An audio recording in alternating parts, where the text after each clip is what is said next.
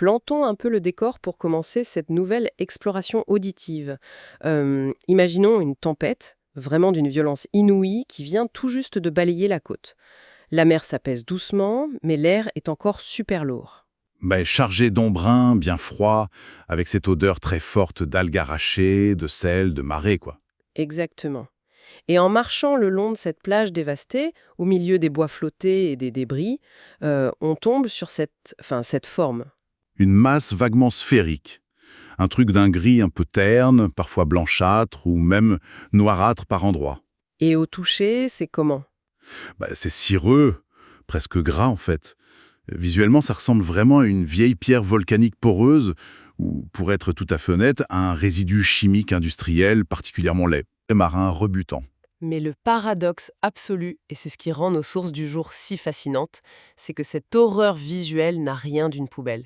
C'est littéralement l'une des substances les plus luxueuses, les plus rares et les plus chères de l'histoire humaine. Une vraie fortune brute recrachée par les abysses. Et c'est bien la mission de notre plongée au cœur de ces sources aujourd'hui, comprendre comment ce qui ressemble à un banal déchet toxique cache en fait un miracle biologique et chimique. Parce qu'on va parler de l'ambre gris. Et c'est un sujet qui prend un malin plaisir à déjouer absolument toutes nos attentes. Pendant des millénaires, l'origine de ce truc, c'était un mystère total. Oui, les récits de l'Antiquité partaient dans tous les sens pour expliquer l'inexplicable. Grave. J'ai lu dans les sources qu'on pensait que c'était de l'écume de mer cristallisée par les rayons du soleil. Ou alors, beaucoup plus dramatique, de la bave séchée de dragons marins endormis au fond de l'océan. C'est super poétique. Mais la réalité biologique est peut-être encore plus spectaculaire, même si c'est un peu moins glamour au premier abord. Moins glamour, c'est le mot. Tout commence dans le noir total, à des milliers de mètres sous la surface, non? Tout à fait. C'est le territoire de chasse du grand cachalot. Ce prédateur titanesque plonge pour se nourrir presque exclusivement de calmars géants. Des créatures déjà terrifiantes en soi, d'ailleurs. Absolument. Et ces calmars ont une arme redoutable, un bec corné. Imagine un bec de perroquet, mais d'une taille colossale, et composé de chitine extrêmement dure et hyper acérée. D'accord, donc le cachalot avale ses calmars géants, mais son estomac ne peut pas dissoudre ces fameux becs. Voilà, le système digestif est incapable de broyer ça.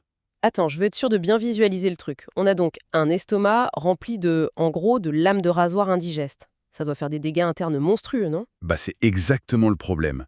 Ces milliers de becs tranchants irritent violemment les parois intestinales du cétacé. Et c'est là que la biologie fait un truc incroyable. Pour éviter la perforation, j'imagine. Exactement. L'organisme déclenche un mécanisme de défense. Les voies biliaires vont sécréter une substance épaisse, grasse, pleine de cholestérol, qui va agglomérer tous ces becs tranchants. Donc ça fait une sorte de boule de protection. C'est ça. La masse les enrobe progressivement, couche par couche.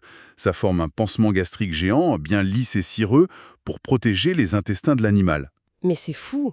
Ce mécanisme, en fait, c'est exactement le même principe qu'une perle dans une huître. Ah, l'analogie est très bonne, ouais.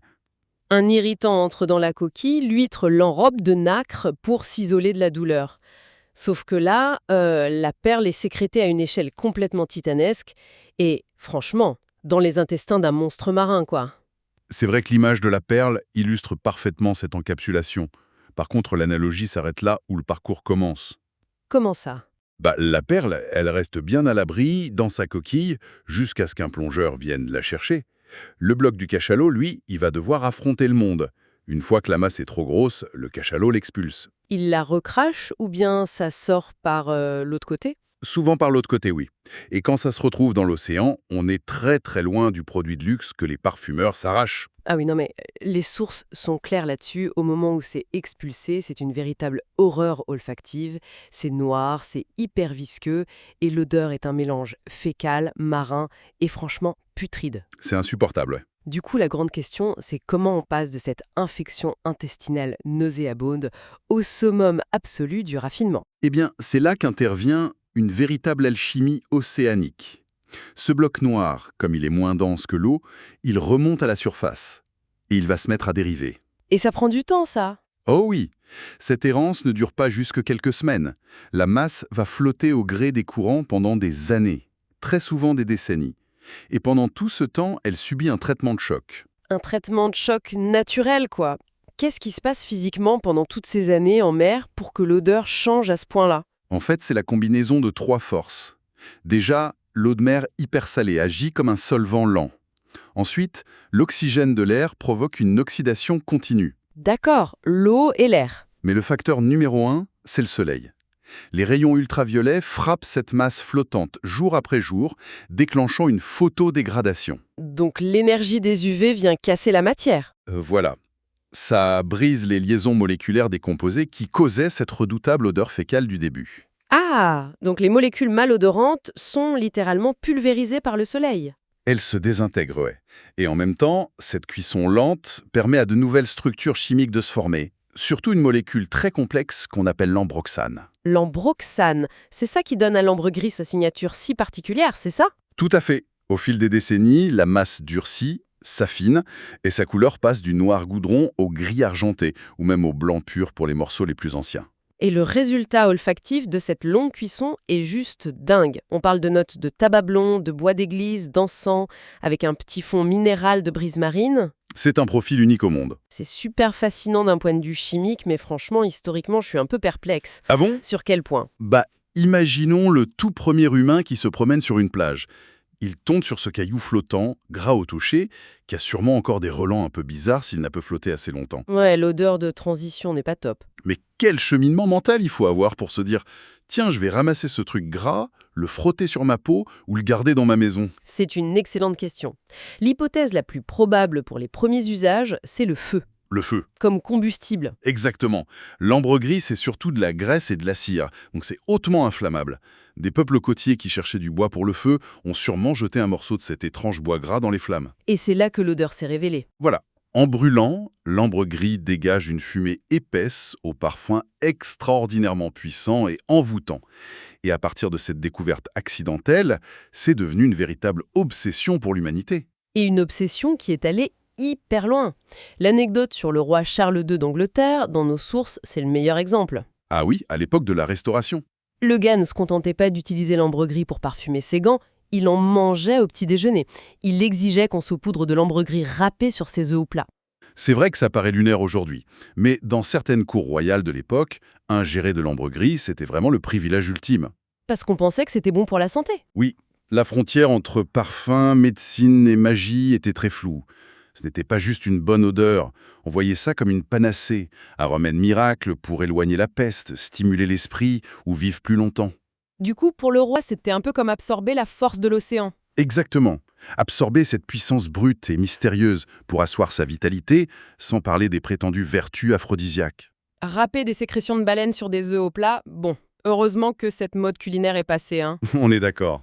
Mais du coup, l'ambre gris a quand même trouvé sa vocation reine. La haute parfumerie, c'est le saint graal de tous les maîtres parfumeurs. Et pas seulement pour son odeur en tant que telle. Son profil est magnifique, bien sûr, mais sa vraie magie en parfumerie, c'est sa mécanique chimique. C'est un fixateur exceptionnel. Et c'est là-dessus que je voulais qu'on s'arrête, parce que ce terme de fixateur est souvent mal compris. Avant de lire ces sources, je pensais qu'un fixateur, c'était juste un ingrédient avec une odeur si forte qu'elle recouvrait le reste. Mais c'est plutôt un piège moléculaire, non? C'est exactement ça. Un parfum, c'est un assemblage de molécules qui s'évaporent à des vitesses très différentes. Les fameuses notes de tête, de cœur. Voilà. Les agrumes, comme la bergamote ou le citron, ce sont des petites molécules super volatiles. Elles s'évaporent de la peau en quelques minutes. Mais les molécules d'ambre gris, elles, sont hyper lourdes et complexes. Et donc, elles retiennent les autres. Une goutte permet à la fraîcheur d'un citron de tenir des semaines sur un vêtement. C'est fou. Si on devait faire une métaphore musicale, un grand parfum, ce serait un orchestre de jazz. Et l'ambre gris, ce n'est pas le trompettiste soliste qui hurle devant tout le monde. C'est la ligne de basse. Ah, la comparaison est parfaite. La ligne de basse donne toute la structure. C'est ça. On ne fredonne pas forcément la basse toute seule, mais elle est là, sourde, profonde. Elle donne le tempo, elle relie les instruments entre eux, et c'est elle qui crée ce groove invisible qui fait que le morceau te reste en tête. L'ambre gris fait exactement ça avec les odeurs. Et cette idée de fondation invisible dépasse aujourd'hui le simple cadre du parfum. Son influence s'infiltre dans le design d'intérieur haut de gamme, dans ce qu'on appelle la tendance du luxe brut. Ah oui, le luxe brut. Fini les trucs ultra clinquants ou les dorures. Là, on cherche l'authenticité, la patine. Exactement. Des créateurs de bougies ou des décorateurs de cabinets de curiosité essaient d'intégrer cette signature olfactive directement dans l'architecture d'une pièce. Évidemment, vu la rareté de la vraie matière, ils utilisent surtout de l'ambroxène de synthèse, j'imagine. La plupart du temps, oui. Mais l'intention psychologique reste la même.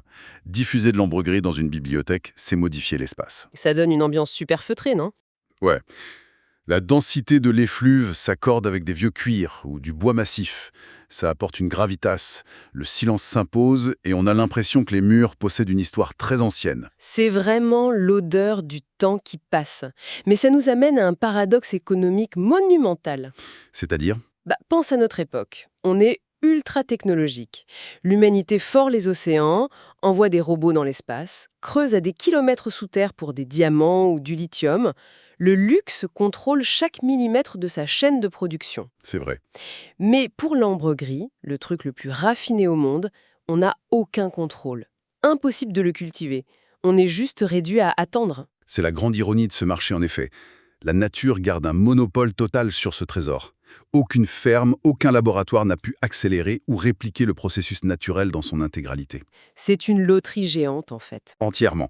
L'approvisionnement mondial repose sur le hasard pur des courants marins. Ce qui crée des chasses au trésor modernes dignes d'un film Djali. C'est pas des aventuriers suréquipés qui le trouvent, c'est monsieur et madame tout le monde. Oui, les histoires sont souvent rocambolesques. J'adore l'histoire du promeneur en Nouvelle-Zélande ou en Écosse. C'est presque comique.